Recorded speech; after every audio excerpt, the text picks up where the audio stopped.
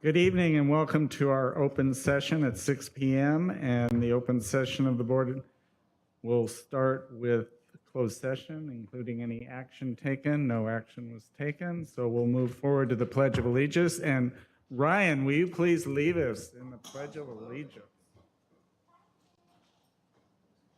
I pledge allegiance to the flag of the United States of America and to the republic for which it stands, one nation, under God, indivisible, with liberty and justice for all. Okay, Ms. Reed, executive summary of the workshop. Thank you so much, President Forehand.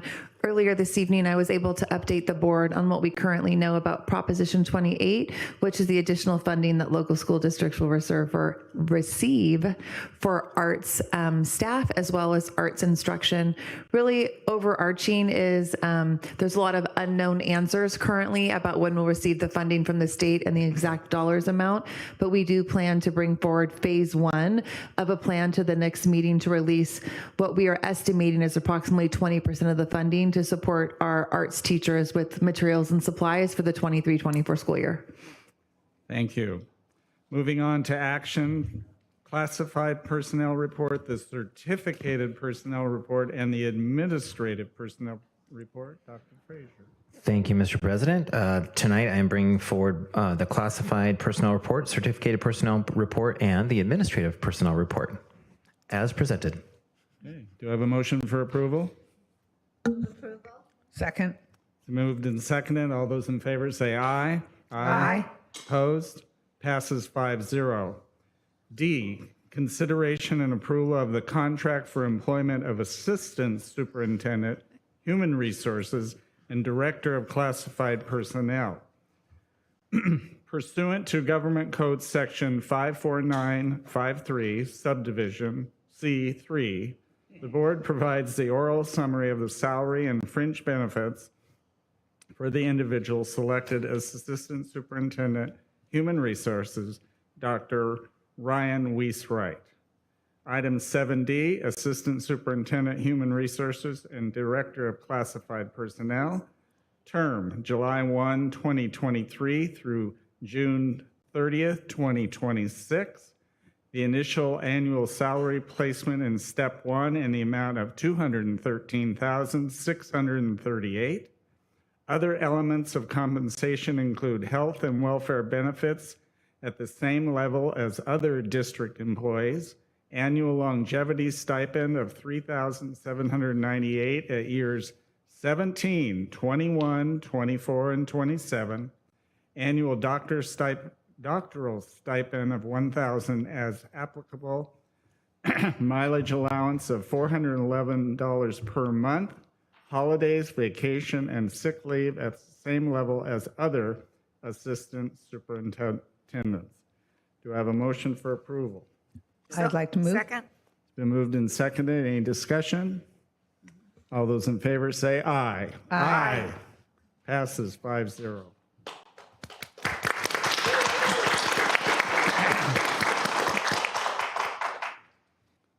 Okay, he doesn't get to talk?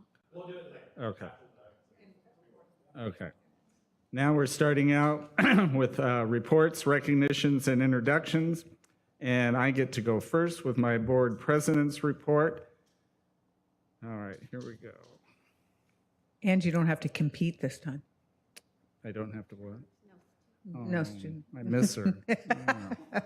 Okay, I have the pleasure of reporting tonight in my part of my president's report, the promotions and graduation of the class of 2023. Fifth grade promotions we held at Laurel Field in the district office for all 6 elementary school sites. You can see the joy of everybody here, including one grandpapa up in the corner. Kids were just great. Then the middle school promotions were at La Mirada High School, which was fun to bring them home. You know, I used to be in La Mirada. I'm living in the past. I know, I used to have to say that. Los Alamitos High School. And again, the events were so spirited and were great. And I want to stop here for a second. Shout out to Melissa Davis for, I'm not sure. I'm sure, Melissa, there might have been a glitch somewhere, but it was not apparent to all of us, to all the parents, and to certainly all the kids. So thank you for a job well done. We promoted, here's the number from each site: Hopkinson, Lee, Los Alamitos Elementary, McGaw Elementary, Rossmore Elementary, and Weaver. And then you can see the totals that we did for the middle schools. And then Dr. Pulver is going to highlight the high school. I let him do that part tonight. But what I wanted to end with was just the messages from the students who spoke, and well as all of us who spoke, just seemed to have some common threads. Respect others' points of view, different cultures, and always be kind. Be bold, courageous, and stand up if you see wrong. And remember, to make a difference in someone's life, you don't have to be brilliant, rich, beautiful, or perfect. You just have to care. And what more could you ask for from all the speeches than that message? But then my personal favorite that I had to get in, because I am board president, was to remind them to call their grandparent. Don't text them, call them in person. So we hope they all have a wonderful summer. That ends my report.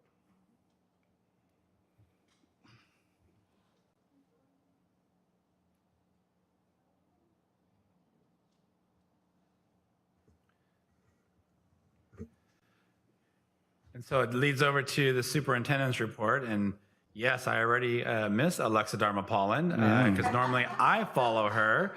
And she is a tough act to follow. So Alexa, if you're out there, we love you, and we're hoping you're enjoying your summer well-deserved recess. So as Papa shared earlier, I wanted to highlight a little bit about our senior class. Class of 2023, and I know we sent out communication to our staff and to our families, and Mrs. Krause, our high school principal, really made it a point to talk about it at the commencement ceremony. But an unprecedented feat. I believe an achievement that I don't recall us ever receiving in Los Alamitos Unified, where every single student, 100% of our seniors graduated. And I just think that deserves a big round of applause.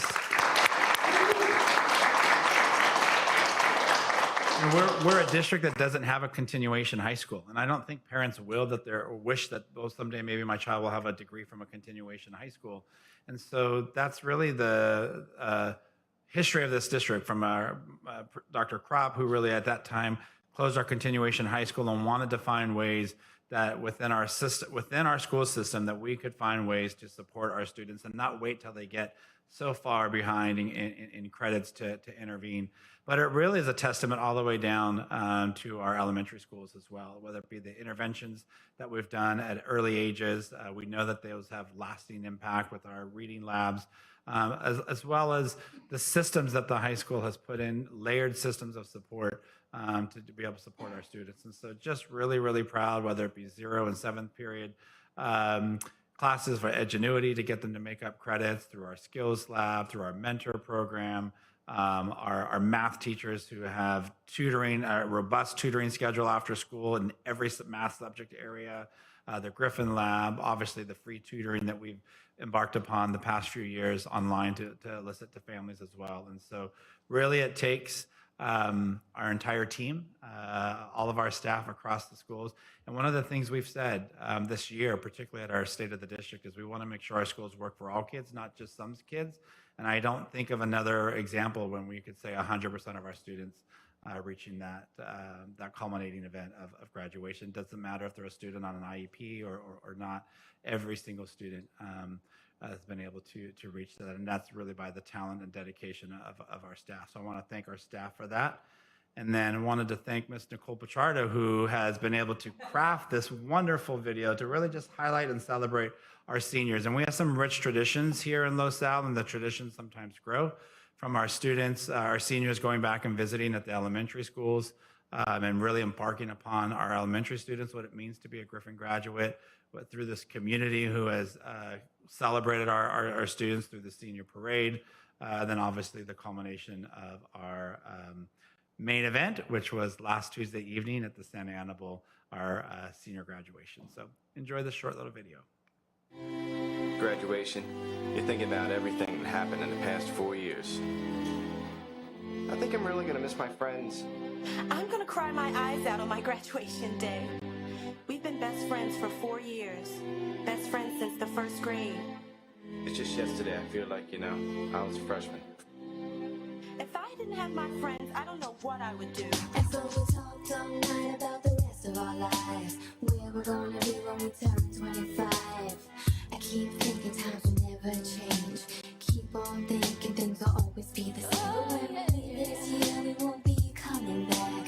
No more hanging out, cause we're on a different track. And if you got something that you need to say, you better say it right now, cause you don't have another day. Cause we're moving on and we can't slow it down. These memories are playing like a film without sound. And I keep thinking of that night in June. I didn't know much of love, but it came too soon. And there was me and you, and when we got real blue, we'd stay at home talking on the telephone. And we would get so excited and we'd get so scared, laughing at ourselves, thinking life's not fair.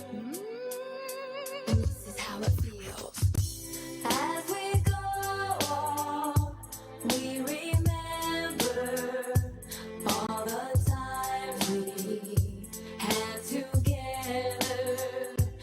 And you see by the dawn's early light what so proudly we held at the twilight's last gleaming. On my way, I'll be on my way, on my way, I'll be on my way. And above all, the graduating class of 2023. And for shaping us into the young men and women we are today. And even though we may not need you to drive us around anymore, there is no need to worry about our driving skills. Because where we're going, we don't need roads. As we go, we remember all the times we had together. And as our lives change, come whatever, we will still be friends forever.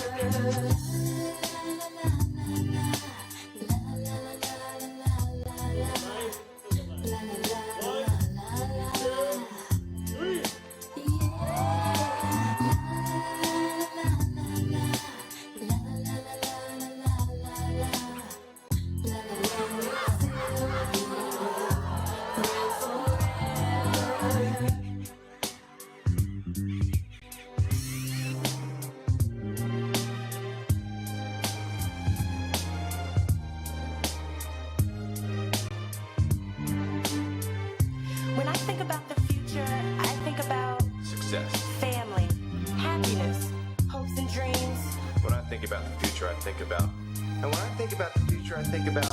When I think about the future, I think about. I think about love. When we think about tomorrow.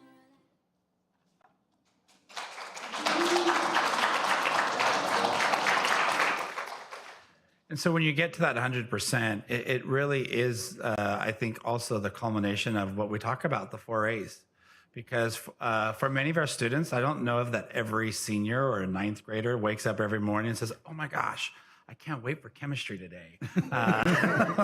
And that's what gets them out of bed. But as you saw, our show choir, or sometimes it's being involved in a sport, in a club, in a performing art, or some type of activity that gets them motivated to get to school every single day. And I think having those robust opportunities for engagement really also made 100% possible, as well as the focus on the whole student in terms of making sure that we're also checking in on their social emotional abilities through our well spaces, et cetera, that it's really this whole system of a child that we're trying to support. And I think it's all of that. So I just want to say once again, congratulations to our senior class of 2023. As I shared in my speech, embrace the challenges, celebrate the victories, and welcome the unlimited possibilities. Congratulations, class of 2023.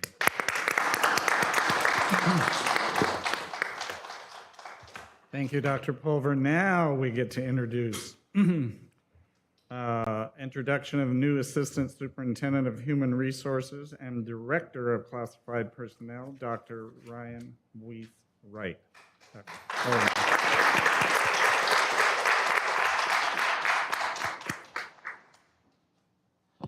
So it's my distinct pleasure to be able to introduce Ryan as our next Assistant Superintendent of Human Resources, and I thank the board for approving his contract before we introduced him.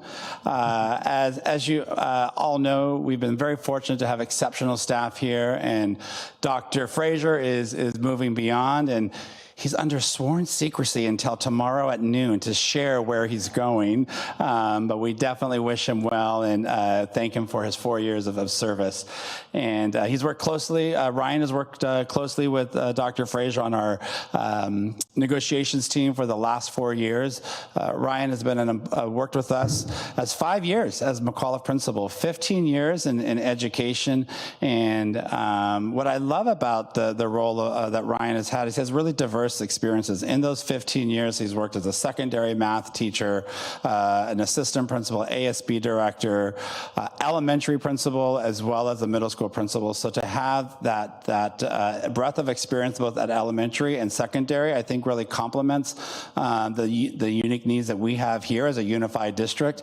And he just brings such a spirit of excellence, a sense of humor, a sense of joy, of follow through. Anytime that I talk to parents at McAuliffe or staff, they're so grateful for he has an attention to detail, the exceptional pride that he has, the approachableness that he has. Many teachers would say how he really knows what it's like to be a teacher and how he advocates and supports them as well. I know he's a champion as well for our classified employees, and he lives in our district. He, sometimes we say all in. He just exudes what it means to be LoSal.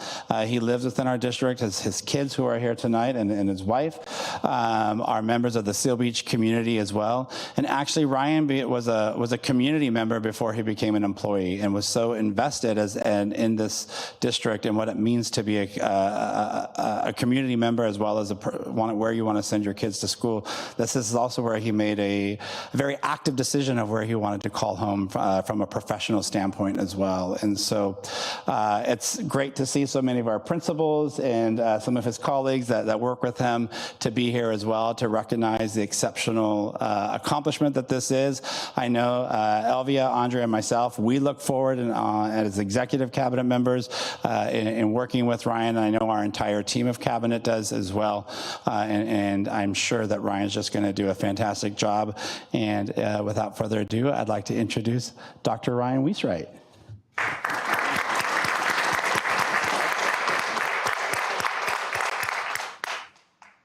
Thank you very much, Dr. Pulver.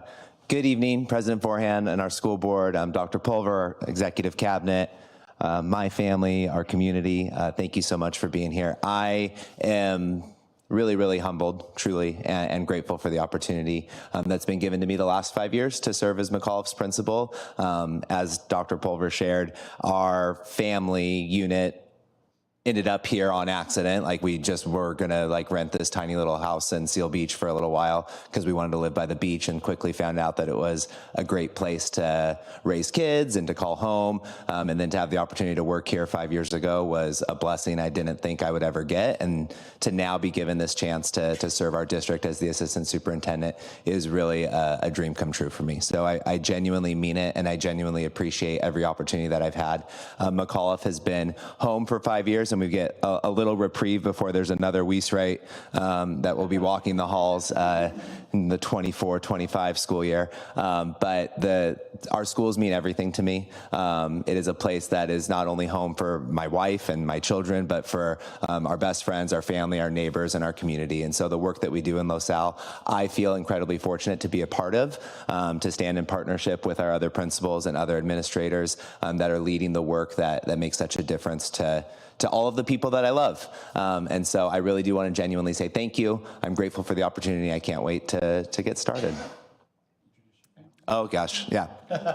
My family is here. My loving wife, Ashley Wiesrite, right there. Ashley? Yep. That's my mom. She was at my work today. And she will be here, so look forward to her. That's Jennifer. Hi, Mom. And then those are my three kids. Jadson, my fourth grader, soon to be fifth grader. Hi, Jad. Got a new suit jacket today, and I think that Keller, my soon to be second grader, had to follow suit. And then Sunny, who's going to be in UTK in a few short months, is super excited that she got to come to a meeting tonight. That's my family, and we are very excited. We'll have one drop-off for 1 year only next year as sea lions. But yeah, thank you. You guys, do they come up? What do we do? Okay. Any comments? We're very excited to have you, Ryan, and I'm going to enjoy your humor and love it that your family's so engaged. So welcome. You are a wonderful principal. I know McAuliffe's sad to see you go, but the whole community will be blessed. So thank you. Diana? So I remember the moment that I found out that Ryan was going to be principal at McAuliffe. Dr. Kropp and I were at a PTA event. She says, let me introduce you to our new principal. And I walk up and I give this man a hug, and she's like, how do you know him? I go, oh, we've been going to the gym together for years, gym buddies. So I've known you before you got here as a professional, and just really appreciate everything that you've done with McAuliffe, and know that you're going to serve so strongly in this role. And just really glad to be that you are coming into this role, and glad to have you. Thank you. All I can say is that you guys are so all in. There's no escape. That's all I can say. I think it's to the district's benefit, and it gives you a good view as being a parent and a professional.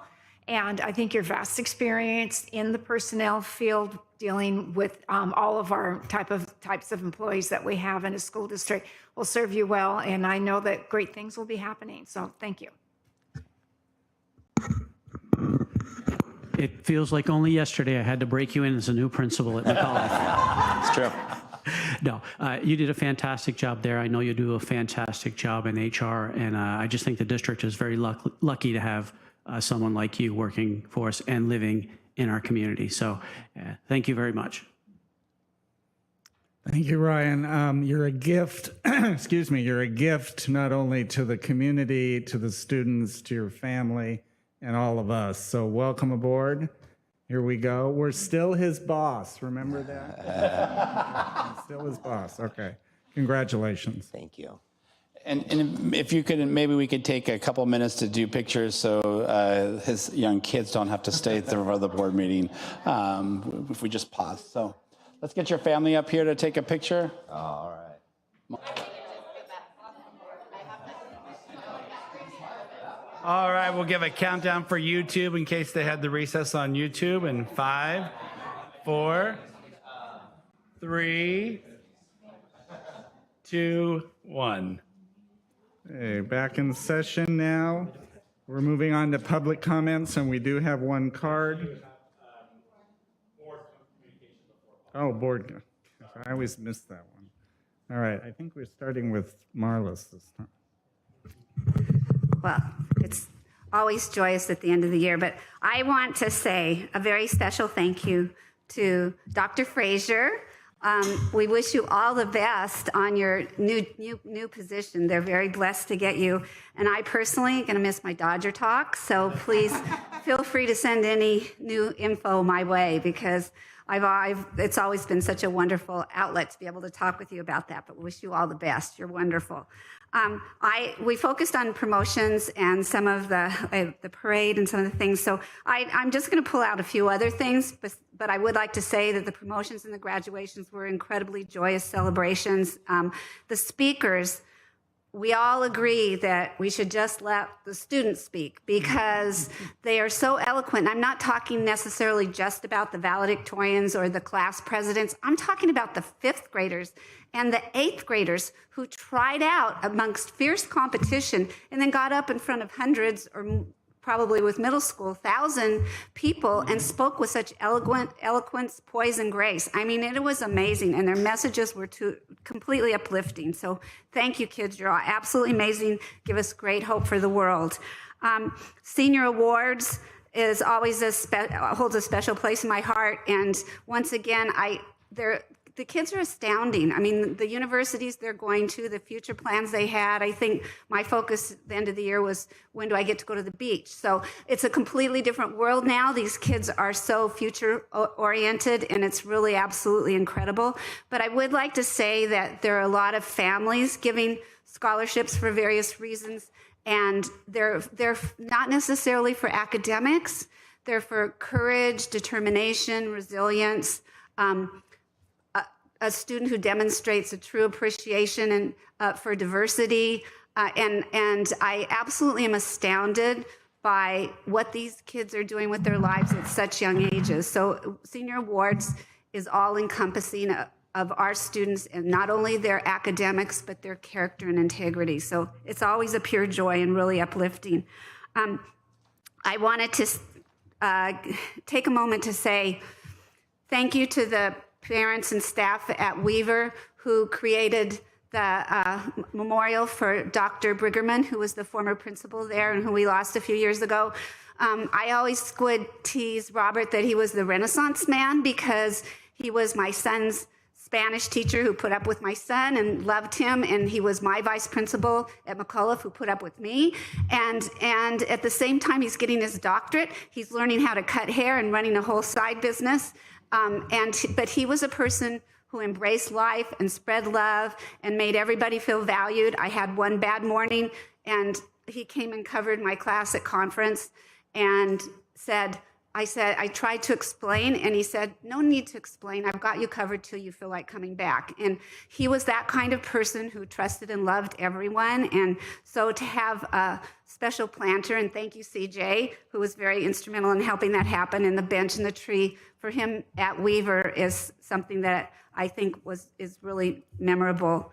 And then finally, and I want to thank Melissa for the great DAC meeting. She's going to be telling us more about that in a few minutes, so I won't go into it because she does it much better.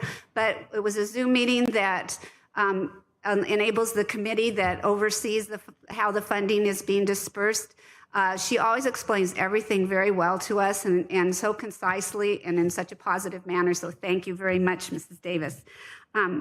And then finally, I want to assure all of those involved and concerned about equity, diversity, and inclusion who've called out to us and asked us to help them keep their kids safe and welcomed. That work's going on. Even in the summer, it's going on. So please believe me, what you shared with us has not fallen on deaf ears. The work continues. And so for that, I'm very grateful. Thank you. Thank you, President Forham. I also had an opportunity to attend Senior Awards, and it is an incredibly uplifting opportunity. I did, not school related, but a former school board member, Karen Russell, invited me to the Women's Club of Seal Beach luncheon. And it was a really nice opportunity to be out in the community. And I got a chance to talk to a lot of people that had questions about our school district. And so that was a great chance. We've had two workshops that we've had in between board meetings, which was great. The Oak Science Fair was just phenomenal. And I walk in there very casually, still in my gym clothes, and the kids are so engaged, and some of their ideas are just extraordinary. I would never even think to come up with an idea like some of them did. And some of them gave me some really good ammunition for my husband. Like one had done an experiment on a plastic bottle and how long or how short really of time it takes for bacteria to start growing in it and so on and so forth, because my husband leaves plastic bottled water in his car for months and then drinks them. Disgusting. So I was very grateful for that ammunition. And I think one of my favorite things was, and it was just brilliant, it was a kind of a toggle device for solar energy that would toggle towards the sun. So it would take it and move it towards the sun one way or the other. So that's always a really joyous time. And I really appreciate LAIF as well. I saw Carrie Logue there, and appreciate that they provide the stipends that really makes that happen, and all of the supplies as well. The senior parade, thank you, RHA. And it was extra special for me because I got to take 3 of my grandchildren who are from Texas, and they went in the wagon and we did pom-poms, and Peggy Wilkins was so sweet. She gave all of them beads, so they all have their La Salle colors, but they were just, their eyes were this big looking at all these seniors. It was amazing.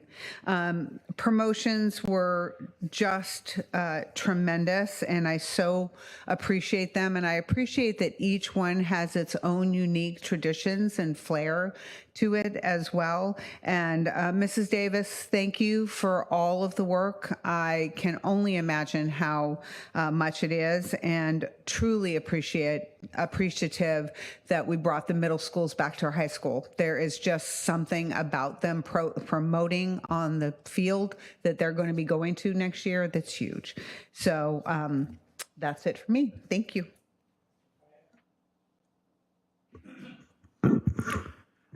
Thank you. The promotions were great. The parade was great. Everything, such a celebration, such wonderful joy in the community. I'm going to tag on. The Oak Science Fair was incredible. I love science. They created such wonderful things. They had a Rubik's Cube solver, which was made out of popsicle sticks, was the main base. The only way I knew how to solve it was to take and peel the stickers off and put them back so the colors all matched. So that was smarter than me. They also had an automatic cat feeder, but this was unique because he had 2 cats, one that was very large and one that was very small. He put an RIF reader in the smaller cat's collar, so when the smaller cat was there, the feed drawer would open so the smaller cat could eat. As soon as the big cat pushed the small cat away, it got too far and the drawer would close. I thought that was incredibly ingenious and very neat. The young gentleman learned how to solder. His dad was an engineer, so he had some help, but he learned how to solder. Just incredible. And I want to give a shout out to the Hopkinson Marketplace. The kids were super friendly. They were incredible. And I got to give a shout out because I forgot to, but Darla and Olivia for the free they came up to Mr. Forehand and I and handed us these lovely I Love LaSalle bracelets that were just fantastic. So the kids are all right. You parents, you've done a good job. Despite what people say, the kids are all right. Okay, thank you. I'm going to tag back on to something that Dr. Pulver said. The fact that we had 100% of our senior class graduate, I have never seen that in all the years I've been on the school board.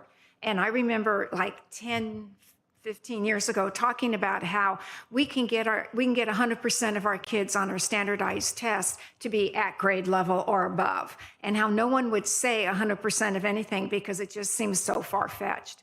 So I want to thank every teacher in this district, starting with our preschool teachers all the way up to our AP teachers. Every single teacher had an impact on those students' success. I want to thank all the support that they got, whether it was from a credentialed teacher or whether it was from an aide.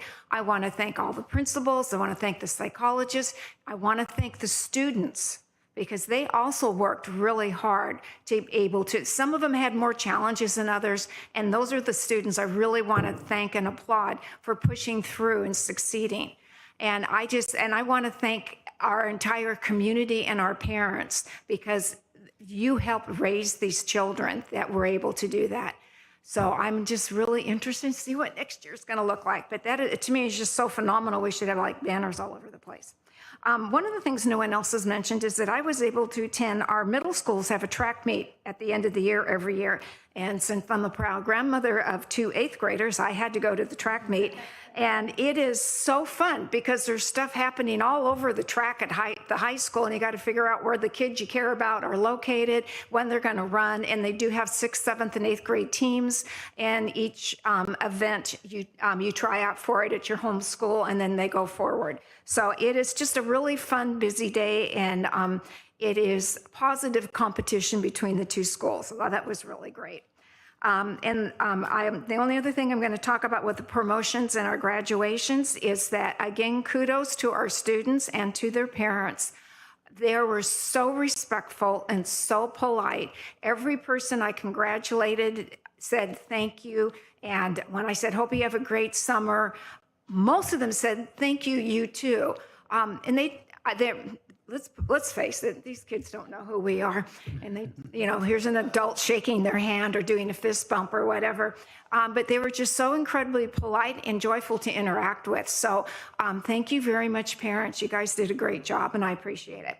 And then basically the last thing I'm going to talk about is my ROP report for our career technical ed.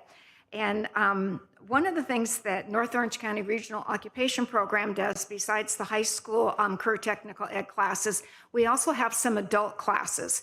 And adult education, when the LCAP came in and our funding formula switched, a lot of career technical education funding switched also. At one point, ROP was actually 60% adult education and only 40% high school. And then they cut off the funding for the adult education, so that we made a really radical switch really quickly.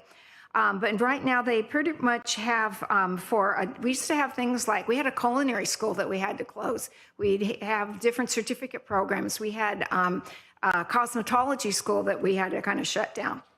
But what we do now is we're concentrating basically on the health sciences. And I'm going to brag, and I think I've mentioned this before, our LVN program is considered, depending on who you look at, either the 14th or 18th best in the entire United States, with a passage rate of 96%. We have a certified nursing assistant program, and our last go through, we had 100% of those students pass. We have a dental assisting class, only 68% of them pass, but that's for a registered dental assistant. And then we have like a registered medical assistant, 52% of those passed. And then we also offer medical terminology and nurse assistance classes that you don't take a board or a bar in order to get that certificate, in order to have that as your job. But I was so impressed that we are doing so much with our adults. A lot of adults who are going into these programs may not have been highly successful in high school, and they're not necessarily comfortable walking onto a city college campus, and they may not want anyone to see their transcripts from high school. And so in order to have an alternative place for them to go, like ROP is really good. And I personally feel it's a real detriment to our society that we really don't invest more in adult education that requires less formal education and more of a certificate program approach to it. And other than, best of luck, Dr. Fraser. I know you will do really well. We will miss you, not just your macaroons, but we will miss you. And I just wish you the best. Okay, and the celebrations in the last month have been, and you're hearing about that from all of them. A couple, though, that didn't get mentioned. I love how the music teacher between Hopkinson and Lee does special persons days where everybody dances, every grade level, even the teachers dance.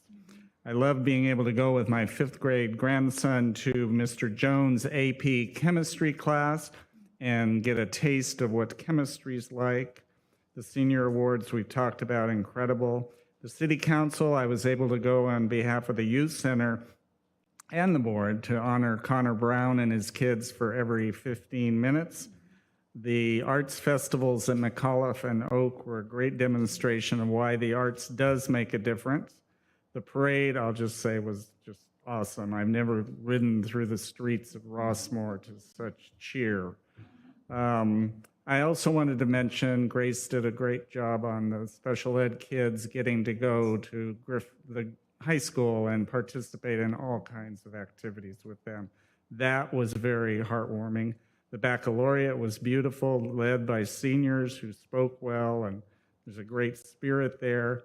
I've already asked Callie if she'd sing that song, I Want to Dance with Somebody, at my memorial service whenever that happens, and she said she would. The STEAM fairs were great. I got to go to Lee's STEAM fair, and of course Oak, which we've mentioned, and Weaver. But my favorite was, I know now that I'm better, if I have to do multiplication facts, I'm better listening to music of my choice, which was a challenge for the kid that was showing me this to find Frank Sinatra or something in my era. But I did better on the test with music. So Scott, you mentioned the Hopkinson, and then Lee had a business day too, and I got to buy cookies gluten-free from my grandson at that with his partner. The International Day, I've decided at McGaw, incredible how they highlight 4 or 5 different ethnicity groups, but I was most impressed with the passport. It looks better than my passport at home. They get this little passport and they travel around and get to learn all about the foreign countries. So that was great. You mentioned the track meet, and I wanted to just highlight the camaraderie between the two schools. It's just phenomenal. And I always end up with kids, but this time I'm saluting 100% of the graduating class of 2023. Thank you.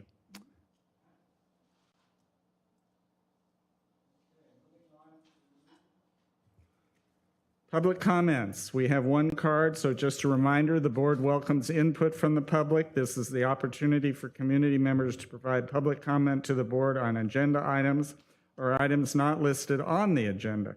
Persons wishing to address the board should complete a speaker request card prior to the start of each meeting. Each speaker is limited to a maximum of 3 minutes. Public comment is limited to a total of 30 minutes. Comment cards can be submitted to the district office anytime after 9 a.m. and the day of the board meeting, and will also be accepted at the start of the board meeting at 6 p.m. A speaker may not relinquish her or his time to another. When addressing the board, speakers are requested to address the board from the podium, state their name, and adhere to time limits. The board may not take any action or discuss any item not appearing on the posted agenda and cannot immediately respond to public comments. Speakers are cautioned that under California law, no person is immune from liability for making intentionally false or defamatory comments regarding any person simply because those comments are made at a public meeting. And I have one card, Mr. Rudy Kraus.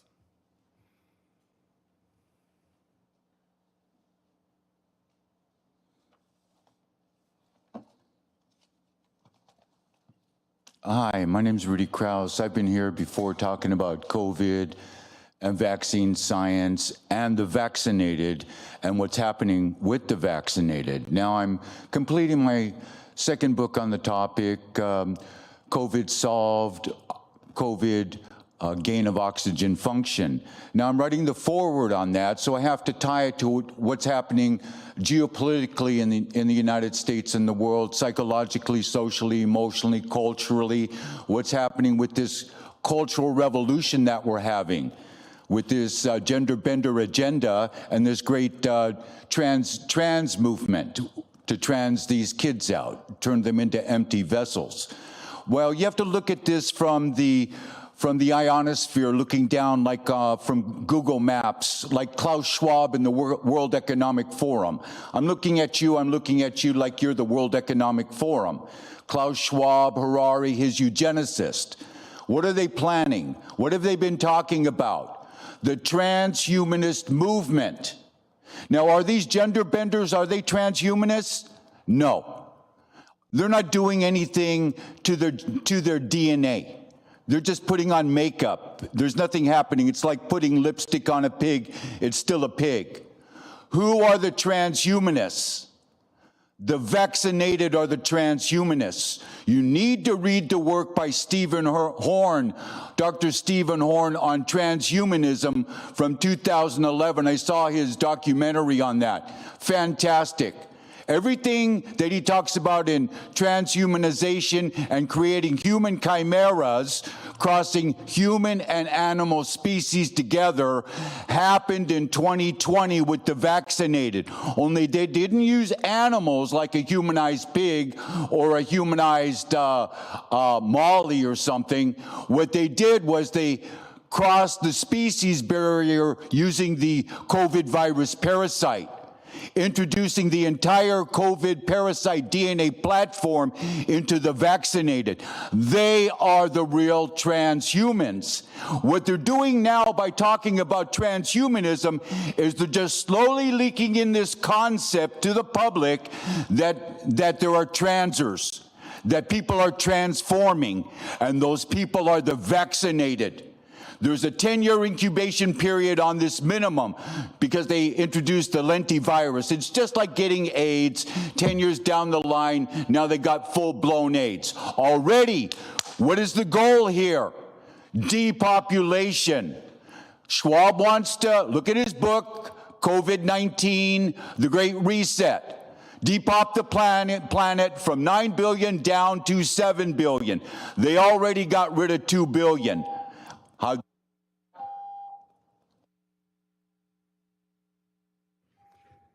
Moving on to presentation of local control and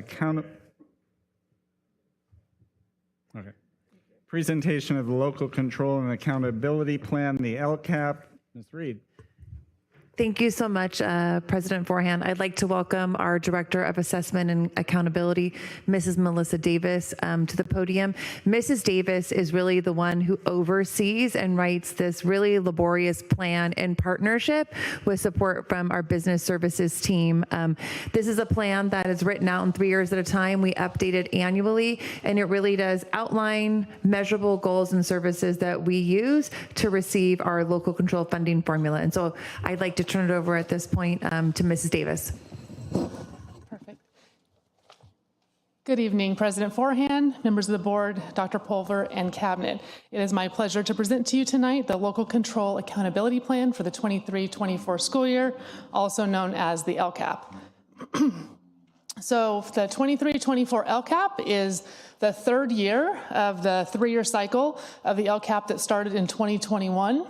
And so there's 2 parts to the LCAP. There's the LCAP, which is the plan, and then there's the LCFF, which is the funding. So the plan is the actual document that outlines our goals, actions, and services as a district that intend to increase or maintain achievement and social emotional growth of our second language learners, our foster youth students who are socioeconomically disadvantaged, and those are also known as our unduplicated pupils. And then the LCFF is the funding that we receive, which is in 2 forms, base and supplemental, that help support what's written and outlined in the plan. So the purpose of the LCAP is really to address 8 state priorities with actions and services that target the spending of our LCFF supplemental dollars. So in LoSal, our LCFF supplemental dollars are approximately 3% of our overall annual operating budget for the district. And then to ensure that these supplemental monies are spent, they have to be spent on targeted groups of our significant subgroups of students with low income, foster youth, English language learners, as well as our redesignated English learners, which are all, again, that unduplicated pupil count. So that for us this year is approximately 17.16% of students. So when we talk about our LCFF base versus our supplemental dollars, our base funding is the money that we receive based off of our student enrollment or our average daily attendance. And then our supplemental dollars are based on that 17.16% of our unduplicated pupils of foster youth, English learners, and low income. So currently in this 22-23 school year, it's approximately $3.3 million, and projecting into next year, we're looking at $3.4 million. So it did go up a little bit. So if you look at the big picture, we always say we're the losers of LCFF, and this kind of gives you a visual to represent that. So our base funding in the district is approximately $105 million, and then that little sliver is our supplemental funding that we receive through the LCAP, which is that approximately $3.4 million. So we talk about 8 state priorities. In LoSal and our LCAP, we structure those into 3 goals. So we have goal 1, exemplary teaching and learning, which really encompasses our basic services, our Common Core state standards, and our course access. And in goal 2 is exemplary student outcomes, encompasses student achievement and other student outcomes. And then goal 3 is our exemplary connections, which is really parent involvement, student engagement, and school climate. In a couple slides, I'll actually go through each of the 3 goals and actions and services to kind of outline exactly what's written into the plan. As you know, the LCAP is a year-long process, so that starts in August and develops throughout the year. So we start in the beginning of the school year working with Orange County Department of Ed at different trainings to address the changes in the LCAP for each year. There's 3 DAC meetings that are held, starting in January. One's a messaging workshop, one's a stakeholder engagement workshop, and our final one is really the draft of the LCAP. We also survey all of our stakeholders in the end of February, early March, to provide additional input on the LCAP, and as well as working group sessions with OCDE. We've submitted 1 draft to the Orange County Department of Ed for feedback. We've received information back, and we just sent today off a 2nd draft of the LCAP that will come to you on June 27th for board approval. So that kind of outlines the year-long process and the development. So we have 3 goals, as I mentioned. So each goal has a different number of actions. And so think of it as the goal is the overarching idea. The action is specific to what is the area that we're looking to spend the funds. And then there's sub-actions under that in the plan that'll actually get into the nitty-gritty of, like when we talk about intervention, what does that really look like? So for goal 1, we have 8 actions. Action 1 is professional development. Action 2 is instructional materials. Action 3 is educational technology. Action 4 is intervention. Action 5 is math support, as well as English language arts support, instructional services, instructional support services, and enhanced supports for students. So really, what does that mean? It includes everything in our robust professional development program, which is our 5-year professional development, as well as any other professional development that we offer to teachers and staff throughout the year. Our online professional development platform called KITE, textbook adoptions, our EdTech, all of our online subscriptions for programs and supplemental materials, our EdTech coordinator, all of our intervention district-wide, from reading labs to like Revolution Prep, our tutoring service that we offer to students, our ELA and math support, so all of our TOSAs, our English learner instructional aids, CGI support, Apex, Reading Plus, all of our foster youth supports within the community, as well as supporting students with dyslexia and accommodations for students to implement our EdTech programs through, like, for example, Sundays, a new system that we bought this year to support those students. Goal 2 is our exemplary student outcomes.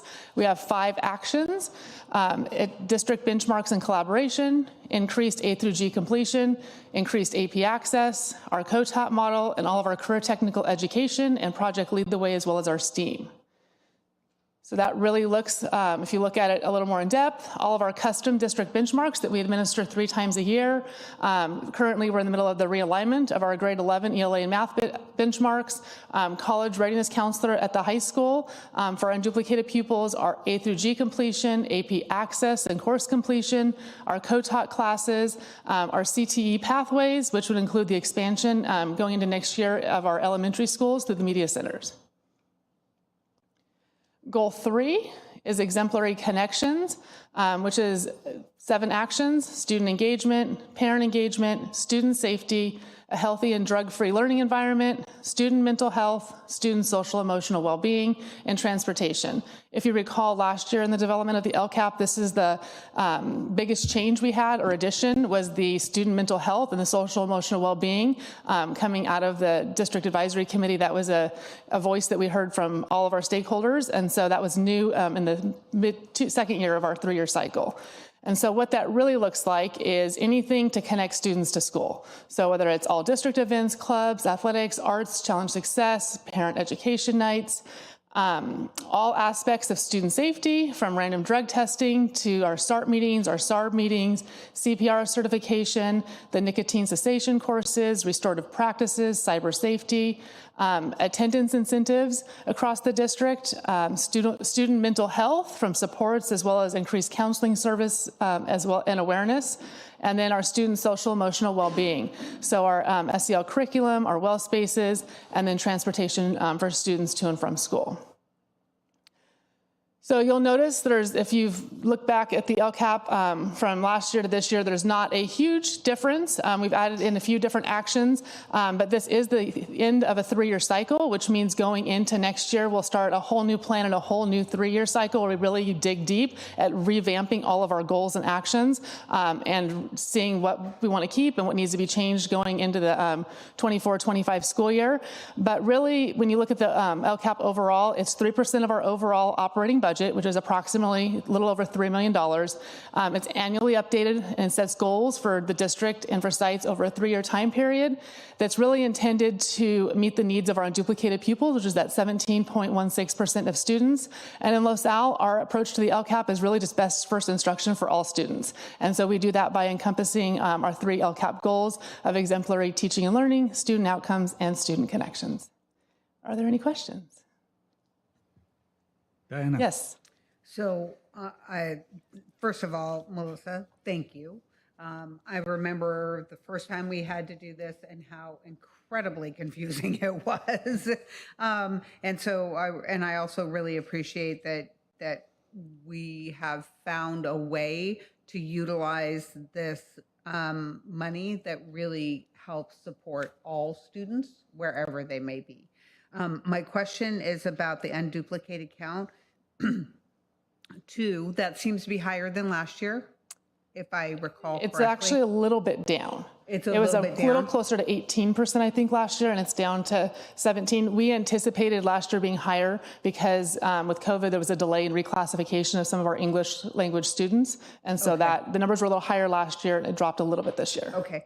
And so the free and reduced lunch, I know that we serve everybody lunch. So do you think that impacts our number as well because people don't have to apply? Assay because it's only based on those that actually submit the application. So there could be some families out there that qualify that because they're receiving those free meals, they don't feel, no, they shouldn't say feel the need, but they're not actually completing the application. Right. And I know that Business Services did a lot of work too, and through Annie to really push out and make parents aware of the benefits of them completing that free and reduced form. Okay. Thank you very much, and thank you, Elvia.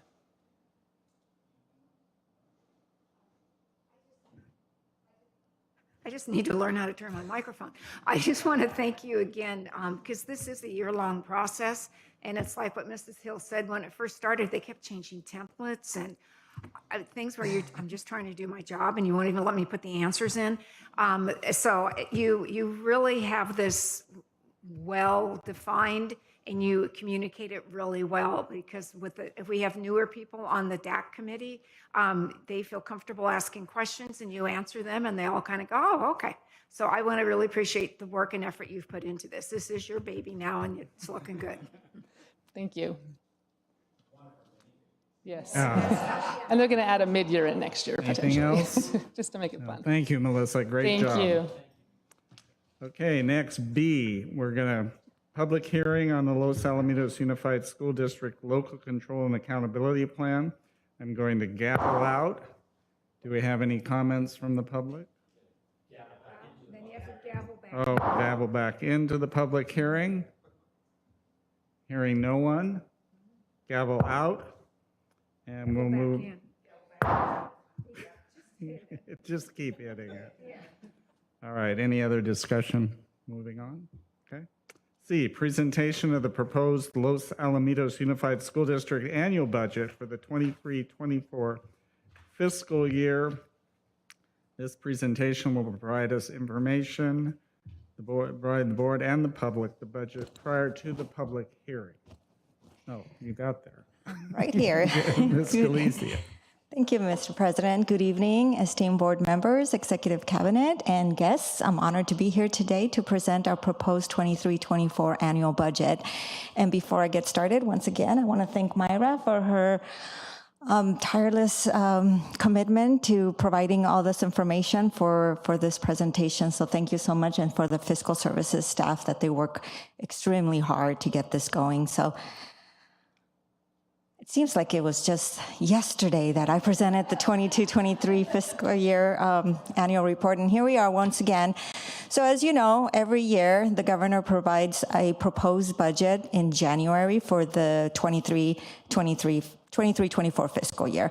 He then comes back in the month of May to provide revisions. Once he has more up-to-date revenue projections, he then provides us with a revision. So what's in this revision for this fiscal year?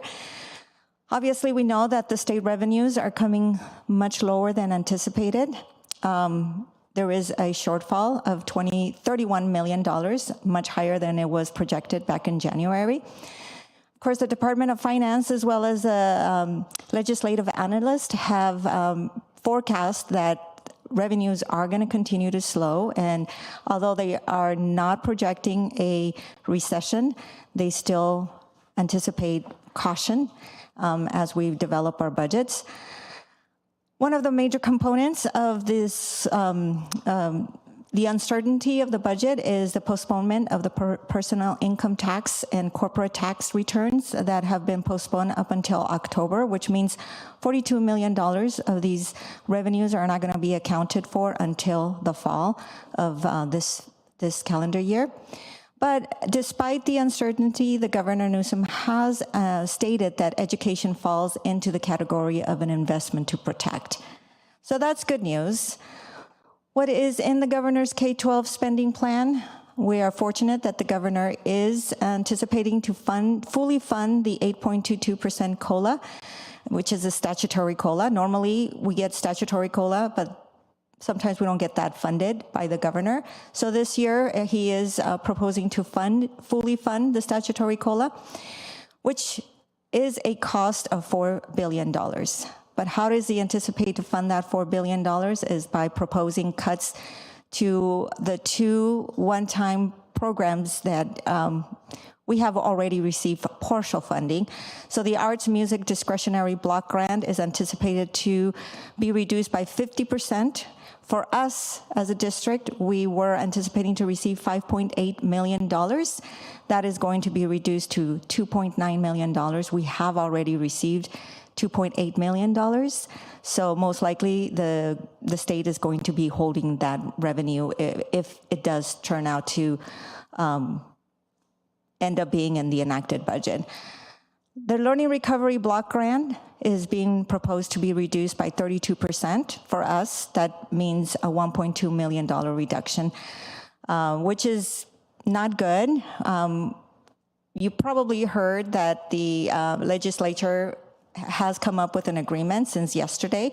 They are not in agreement with these reductions, so hopefully the governor does agree with the legislature. Both Assembly and the Senate and the Assembly have proposed much lower reductions to both programs. So we'll see how that plays out once the governor signs the budget.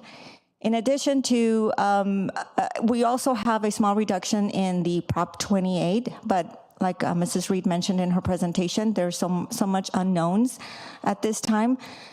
Based on the Orange County Department of Education, they have indicated that we shouldn't include the funding in the 23-24 budget. So we're not including that in our budget projections just because we really don't know how that's going to play out.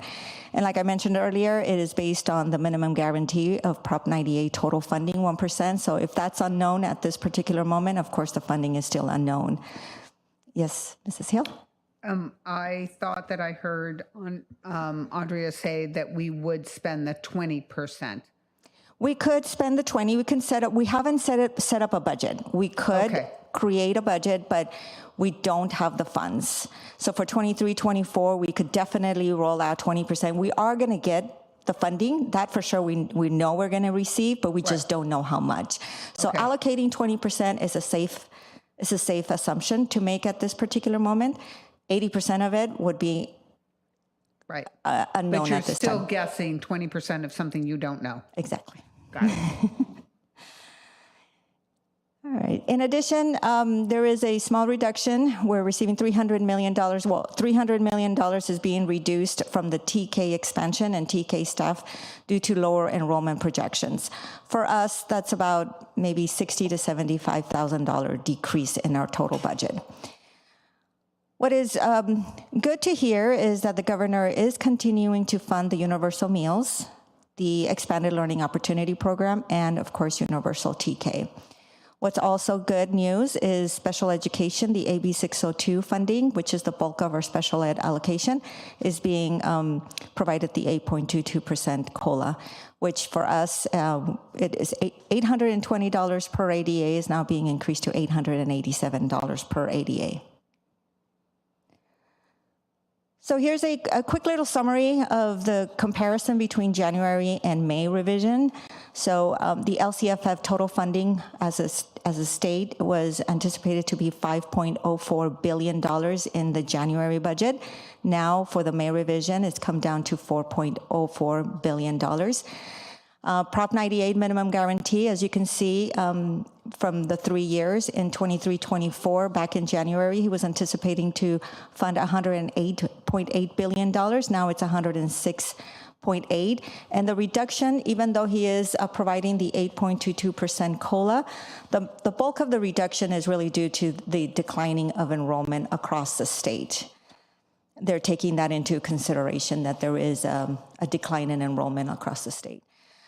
And here's the arts and music instructional material discretionary block grant reduction, $1.2 billion in January. It grew to $1.8 billion in May, and then which was new, learning recovery emergency block grant. There was no anticipation reduction in the January budget, and now for the May revision, it is anticipated to be $2.5 billion reduction. So as we look at the LCFF funding factors, if we look at our grade span, as you know, we get funded based on grade span. TK3, 4, 6, 7, 8, and 9, 12. For 22-23, our base grant per ADA, as you can see in the chart, started off on TK as 9,166 up until 9th through 12th grade, it's 11.02. Once we add the COLA of 8.22%, that is an additional 753 for TK, for TK3, 765 for 4-6, and so on and so forth. Our grade span adjustment, we get an additional funding for TK through 3, grade 3, and then we also get an additional grade span adjustment for the 9th through 12th grades. What's interesting, I mean, I mentioned it before, we also received a 20% supplemental grant for per ADA, and that is part of the LCAP that Mrs. Davis mentioned. It's about $3.4 million, and it is also funded per grade span adjustments. What we don't receive as a district, because our unduplicated pupil count is only 17.16%, is the additional 65% of concentration grant, which, as you can see, is very significant for other districts that do receive these funding. So I wanted to bring this, I think I've mentioned this one last time, and I think it's really, really good to really have an understanding of what COLA represents for us. So this is an example. What I did is I took all of our regular education ADA. So for 22-23, our funded ADA, if we had no declining of enrollment, our funded ADA was 2,241 for 22-23. Once we add the 8.22% COLA, if we were not in declining enrollment, we would see a total LCFF funding of $107,663,000, which would equate to the 8.22% increase in COLA. Because we are anticipating a 2% enrollment decline, our actual funded ADA for 23-24 is anticipated to be about $8,928. If we multiply that by the per ADA funding for 23-24, it's $11,650. Our total LCFF funding equates to $104 million. That really only equates to 4.56%. As you can see, that truly an 8.22, if we're declining enrollment, doesn't equate to an 8.22 increase in total revenue. For us, it's only a 4.56% increase.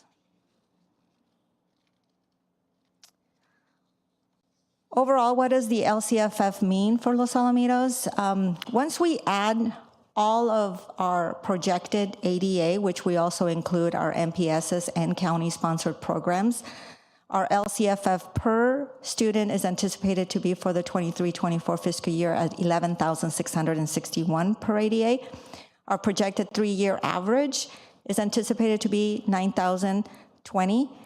Once we multiply that by the average per ADA funding, our projected total revenue is $105,178,827. So here's our annual budget multi-year projection. We have our estimated actuals, which I presented that at second interim. And now we look at our 23-24, 24-25, and 25-26, 3 years out that we are required to present. So our cost of living adjustment is 8.22 for 23-24. For 24-25, it's 3.94. It actually came down from first interim. We were anticipating, it actually went up. We were anticipating 3.54%, but what came down is the 25-26 at 3.31. Obviously, these are projections. They come in, they raise them, and then they bring them down. It just all depends on what the assumptions that the governor is providing to us when we develop the budget. STRS and PERS STRS continues to be the same for the next 4 years. PERS rate did come down slightly. For 23-24, we're anticipating 26.68%. It actually came down from 27% that we were anticipating back when we presented the second interim. And then for 24-25, the PERS rate also came down from, I believe it was 28.1, and it came down to 27.7. Overall, the PERS increase, it's about $525,000 for 23-24 ongoing, of course, and then for the 24-25, it's about $245,000 increase. Our health benefit, SUI, the state unemployment insurance, as you notice in 22-23, it was 0.5%.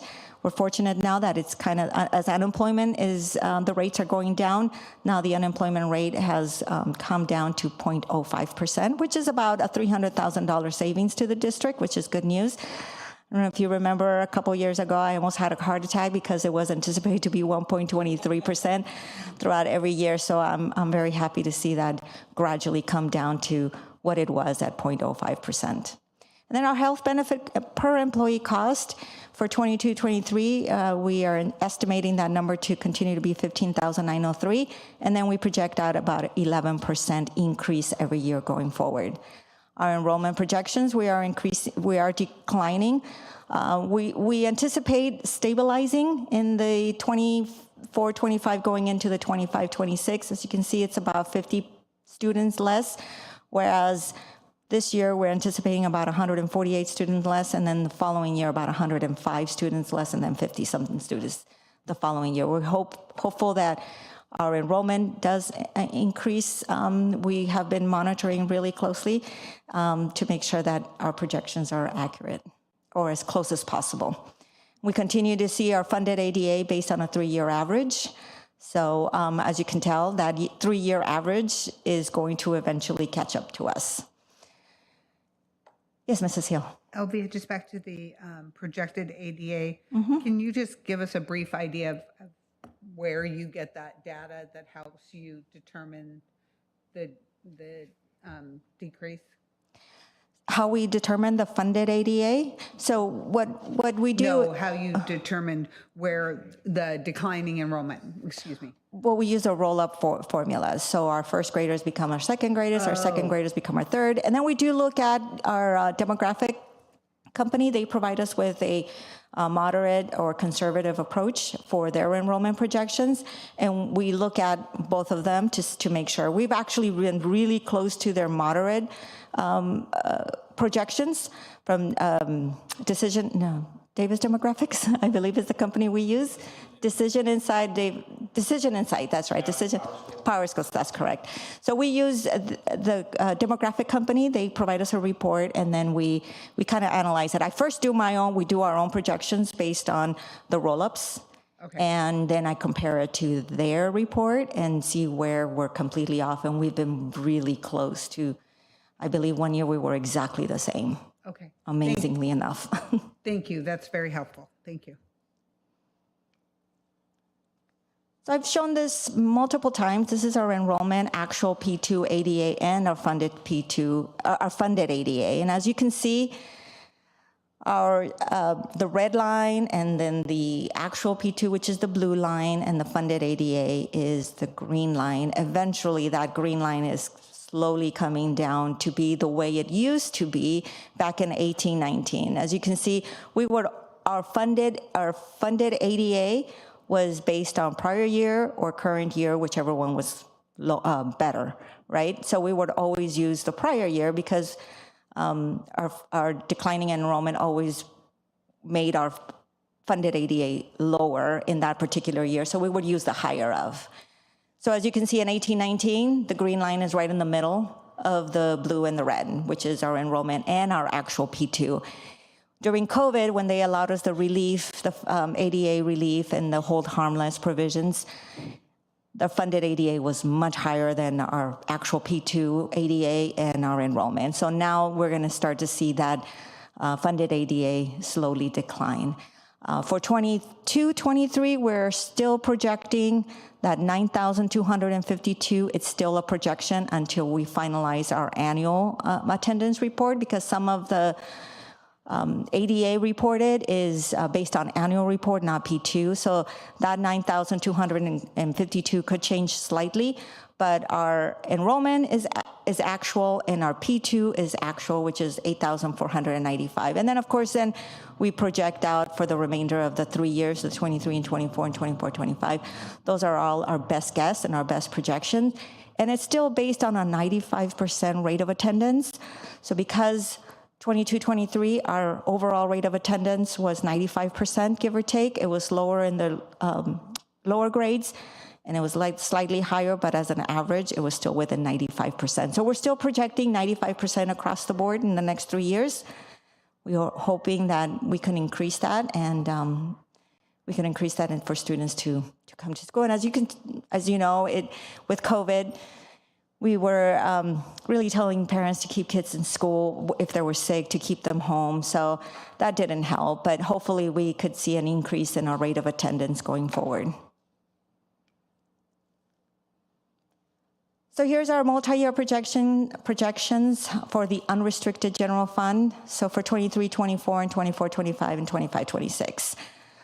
We are still anticipating to meet the minimum required for reserve for economic uncertainties in the third year out. We're at 3.07, but once we add Fund 17, we will be at 7.26%. Of course, these numbers are going to change once we finalize closing the books. We always do see an increase in our beginning fund balance. Right now, we're anticipating $8.2 million beginning fund balance in 23-24. That usually ends up being slightly higher because we don't spend every dollar that we anticipate spending in the previous year for 22-23. So we're hoping that we could see a small increase in our reserves going forward in these. But we are still projecting a deficit spending in the next 3 years. And so what's next? June 15th is the legislature will submit their proposed budget bill.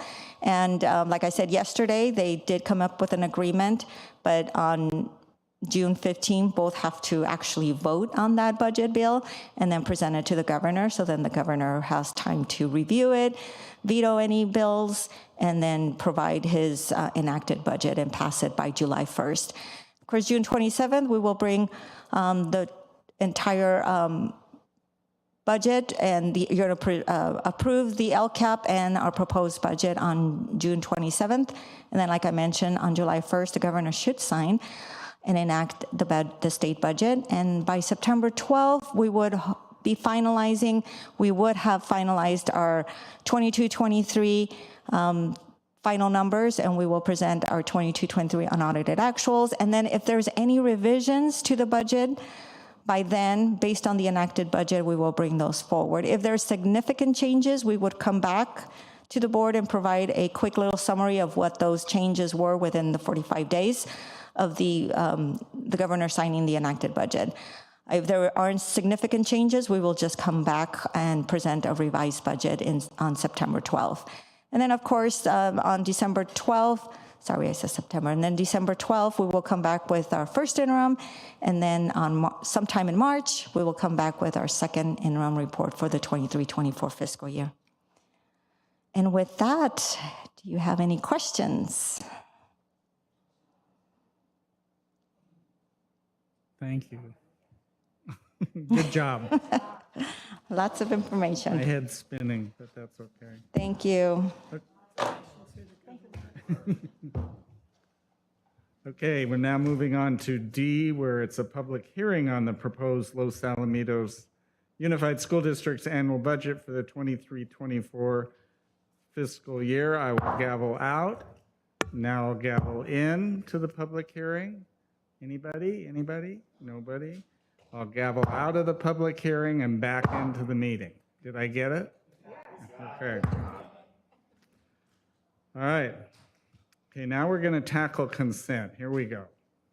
Consent, we're going to ask for approval for items A through C, F, H, R, H through R, and T through AZ. It's been moved and seconded. Any discussion? Hearing none, all those in favor say aye. Aye. Opposed? Passes. All right, now we're going to go to items D and E. And do I have a motion for approval? I move that we approve them together. I second. All right, now discussion. Thank you. So I pulled these two items because we are, our facilities are also the community's facilities. And so depending on what kind of organization will depend on what we charge those groups for use of our facilities. And occasionally we will actually waive our facility fees. And we do that when it really is impacting our community, our students. And so we are going to proposing to waive fees for an organization called Summer Harvest. And Summer Harvest is a nonprofit that does an amazing job of supplying food to people that may be in need and who have not been getting food because students aren't in school. They may not be getting food. And so they really try to fill that gap. It was started by in fact, a parent of ours, and she's done an amazing job. And so I think that personally, I feel that is a great use of our facilities. And then second of all, we are going to be waiving the fee. We're proposing to waive the fees for facility use for the City of Los Alamitos Recreation Department to use the Los Alamitos High School Aquatics Facility. And I think that this is a dream come true in the sense is that it has been a very long, very, very long time since this community has had a really full, luxurious aquatic center that kids and families could use and anybody could use over the summer. And it's really exciting that to see the bond dollars that our community has paid to help build this facility now goes back and the community is able to use it. And so we made a motion and I just wanted to describe a little bit of what these two things were, and so appreciative that that Dr. Pulver and Cabinet have brought it forward to actually suggest that we waive these fees. Okay, it's been moved and seconded. Any more discussion? Yeah, thank you. I just want to add, both of these entities are nonprofits. Summer Harvest is not making any money, and the city of Los Alamitos is providing services to the people. Yeah. Anything else? All those in favor say aye. Aye. Opposed? Passes 5-0. Now we have approval of an overnight extended field trip for the Los Alamitos High School Jazz Band students to New Orleans, Louisiana, January 2 through 7, 2024. So move. Second. I wanted to have this pool because I want to say congratulations to the jazz band. They're going to actually go to the birthplace of jazz and have some clinicals and perform on stage. And I just think this will be an incredibly inspiring experience for our jazz band members. So I just want to go, yay, Yay. jazz band. That's good. Great opportunity for our kids. Yep. Yeah. Okay. All these overnight field trips are great opportunities for our kids. Yeah. Okay, it's been moved and seconded. Any further discussion? All those in favor say aye. Aye. Opposed? Passes 5-0. And I pulled S, ratification and approval of grant sub-agreement with Rancho Santiago Community College District for the Strong Workforce Program, SWP K-12 Pathway Improvement Grant Round 5. And do I have a motion? I move approval. Second. Been moved and seconded. Just discussion. The reason Yes. we are pulling this is there was a slight revision since the board agenda was posted on Friday. We just wanted to have the correct information. So the round $5 that we receive is approximately $200,000, and that's the revision that we wanted to highlight before you all approved it this evening. Okay. Just Been a moved. procedural thing. I don't think you can make a motion. Yeah. Oh. I was just going to say that. Okay, let's I start. move to approve the motion as presented. Okay, and we have a second? Oh, y'all second. Okay, okay. Any other discussion? All those in favor say aye. Aye. Opposed? Passes 5-0. All right, moving back. Roger's. Okay, action. Adoption of retirement resolutions. Roll call. We need a motion. Oh, Also move that we adopt the retirement resolutions. I'll second. it's been moved and seconded. Any discussion? Roll call. Mr. Fayette. Aye. Ms. Cattouli. Aye. Mr. Forehand. Aye. Mrs. Hill. Aye. Mrs. Davidson. All right, it passes 5-0. B, approval of textbook. Ms. Reed. Thank you so much, President Forehand. Tonight, we're bringing forward Modern World History by Houghton Mifflin Harcourt to be used in our Los Alamitos High School World History courses beginning next school year, the 23-24 school year, as well as Ways of the World 5th edition by Benford, Freeman, and Worth to be used in our Los Alamitos High School AP World History courses beginning next school 23-24. And these textbooks have been on public preview with Education Services for the past 30 days. Do I have a motion for approval? Can we, I just have a quick question. Can we approve them together? Yeah. Do- Okay, let's, Move 12, B, and C. do I have a motion for approval of B and C? I so move. Second.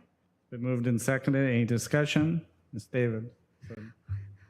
First of all, thank you so much because both books have their own distinctive positive qualities.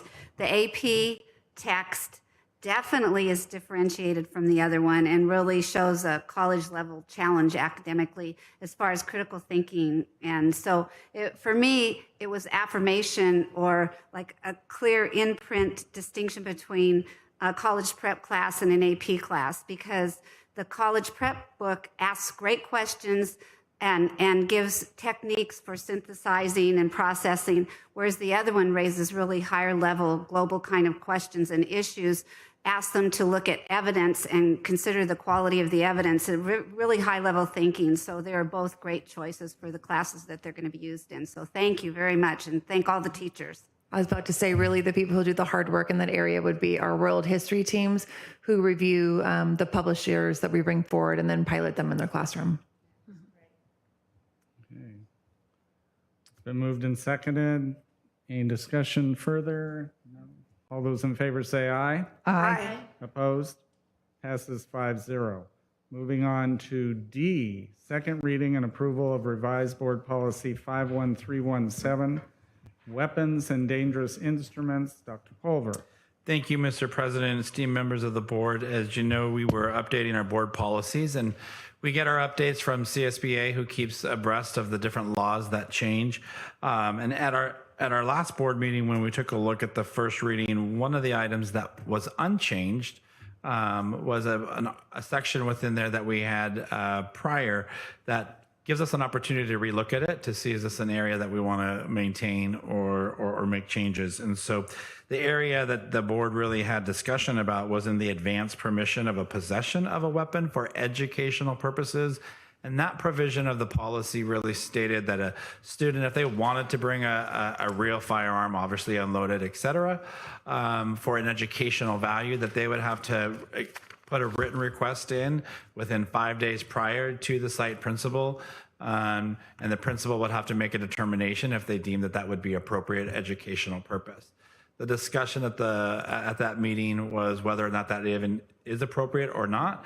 And the other ask that the board asked staff to take a look at is, have we even ever exercised the language? So has any principal or school site had a request from a student to submit something in writing to see if they could bring a firearm for an educational purpose?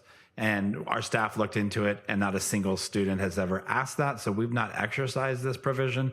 And I know some of you had very strong opinions. And so we did highlight that section in red, and whether the board wanted to approve the second reading without the section in red, which would be the section on advanced permission for possession of weapon and educational purposes, or if they wanted to approve it the way that is stipulated with both the items in black and red. And so I'll turn it over to all of you for discussion. I'd like to move approval of the policy.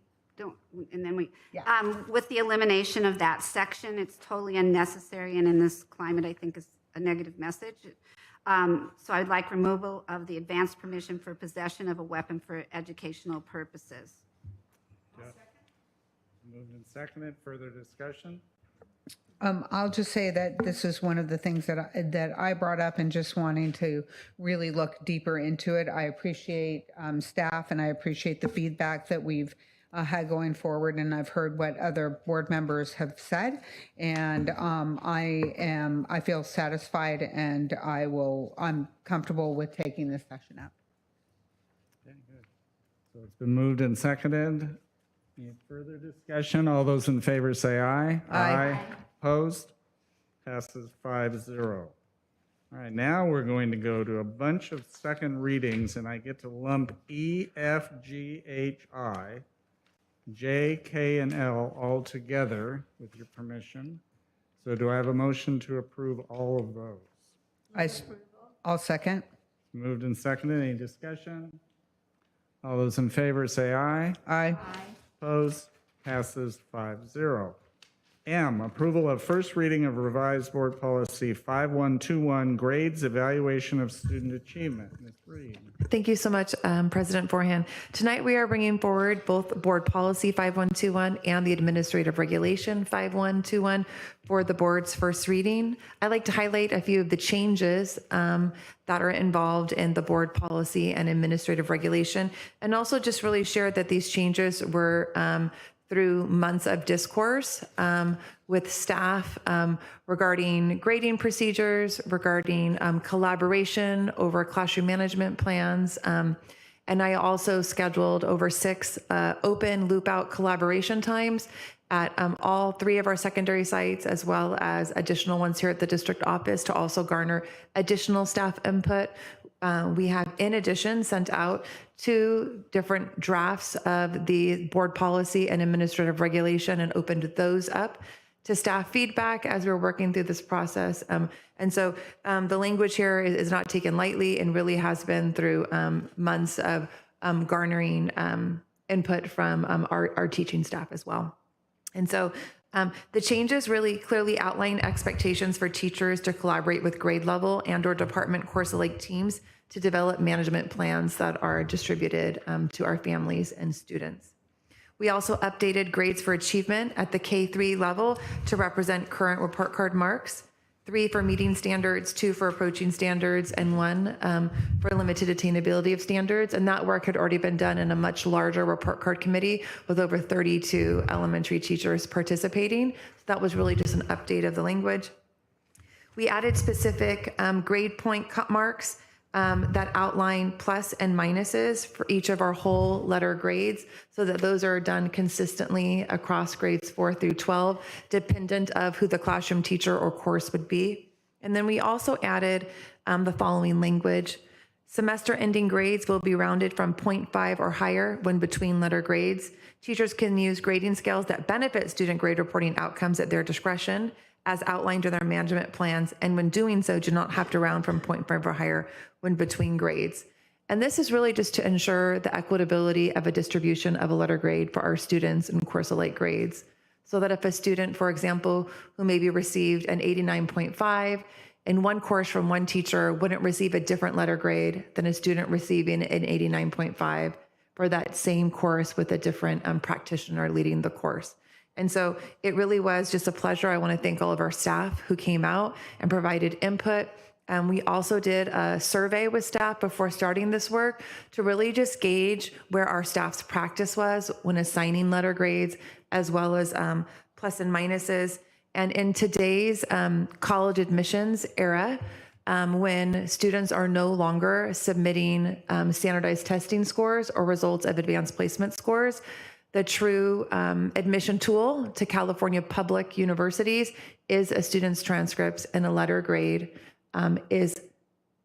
it's very important that it's valued the same for all students, regardless of the teacher, if they are in course-alike courses. And so I'm really proud of this work for our community and proud of our teachers for coming together and really wanting to make sure that we have equitable outcomes for our students. I just would add, Deputy Reed, to add one other thing that I was really impressed with our teachers as you had these discussions, were some of them that other language that you had talked about, that they could enhance what is current, and so that really came for feedback from our own teachers. Can you elaborate a little bit more on that as well? Absolutely. So that was some language that wasn't in the first draft, actually, that I brought to teachers. Dr. Pulver's correct. And it was from teachers in really some of our advanced classes who said that they traditionally lower their grading scale. So I'll give a great example from an AP science course, kind of along the lines of what Mrs. Davis has already spoken to tonight, with the difference in the text complexity and rigor between a college prep course and an advanced placement course, that they start their A- at an 89% versus a 90% due to it's a college level course and the amount of work and critical thinking that goes into the assignments and assessments that are taken in that course. And so we did not want to hurt students. So it really is written that a team who collaborates and has a course-alike management plan. It also goes into detail in our administrative regulation that those management plans are submitted to an administrator on site that are approved, so we can make sure the same grading scale is equally used for all students. But if it is a more student-friendly version because of the complexity of the course, teachers use their professional discretion to collaborate together and come to that grading scale. And so it really was, I'd say, great to learn more about some of the practices across campuses, that we have so many teachers doing great work that were maybe not aware of all the nuances. So I think it was just another opportunity also to really bring teachers together, collaborate, discuss, unpack things, and also share with staff concerns that we hear from the parents in the community when it comes to grades, because sometimes teaching can be in your silo or when you're department team and you can become a little bit maybe unaware of what's happening across the district. And so it was really just a great opportunity, I think, to start discussing things like equitable grading and practices with our staff as well at this time. Okay, do I have a motion for approval? It's been moved and seconded. Any further discussion, Marlis? Thank you, and thank your team and the site administrators, because that, you said it was a pleasure. That is a difficult conversation to have, and as a teacher, I know we get very locked into our own ideas of what is fair and right, but to have one grading system in one class that's the same class and another, next door, it's not equity. And it creates all kinds of problems, but it takes those kinds of conversations for educators to get a broader perspective and a deeper understanding. And I know you reached out to everybody multiple times and gave everyone an opportunity to have a voice. So thank you very much. This is really important, the work that you did. It's really important to have that, the continuity amongst graders, amongst evaluators, especially since GPAs are everything now. So thank you. Any further discussion?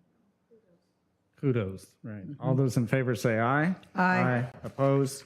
Passes 5-0.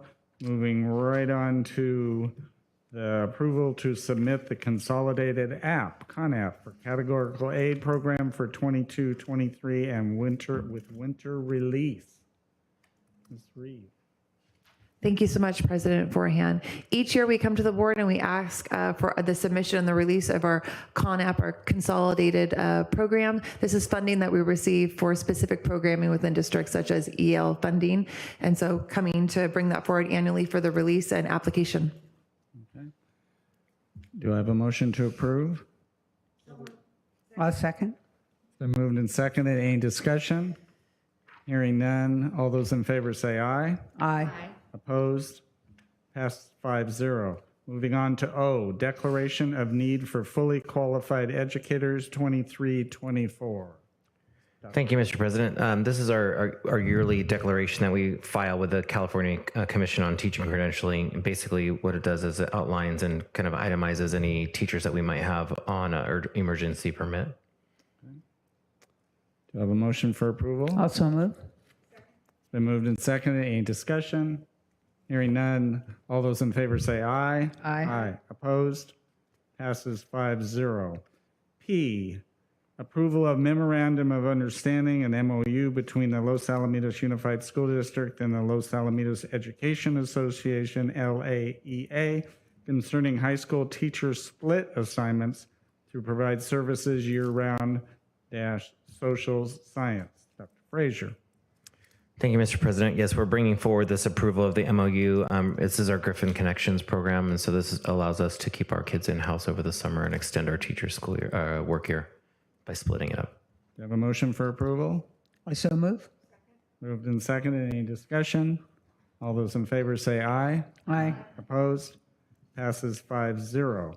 Q, approval of Memorandum of Understanding, MOU, between the Los Alamitos Unified School District and Los Alamitos Education Association, LAEA, concerning middle school tutorial pilot. Thank you, Mr. President. We're bringing forward the approval of the MOU for the middle school tutorial pilot. This is our second year piloting the program, so we're going to continue to analyze the data as it helps our kids prepare in their regular classes. Do I have a motion for approval? So moved. Moved and seconded. Any discussion? All those in favor say aye. Aye. Opposed? Passes 5-0. R, acknowledge receipt of claim dated May 4th, 2023 and received May 9th, 2023, submitted by Chat Law Group on behalf of AH and reject claim in compliance with Government Code Section 911-15 and 945. Do I have Ms. Galicia? Thank you, Mr. President. As recommended by legal counsel, it is recommended that the board acknowledge receipt of this liability claim, but reject it so they can continue with further litigation. A motion for approval? Moved and seconded. All those, any further discussion? All those in favor say aye. Aye. Opposed? Passes 5-0. All right, here we go. S, approval of warrants. It's been moved and seconded. Any discussion? 76 pages. We're setting the new world record, so. Yeah. All right. All Alper Science refunds. All those in favor say aye. Aye. Opposed? Passes 5-0.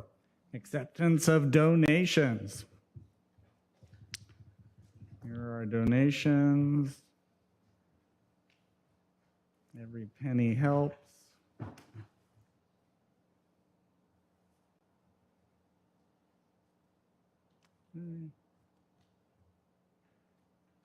So total monetary donations, 21,198, and total year, 970,545.55 cents. Thank you, thank you, thank you. Do I have a motion for approval? A second? Any discussion? All those in favor say aye. Aye. Opposed? Passes 5-0. We will now move into closed session. Thank you all very much. Good evening. And so we'll meet.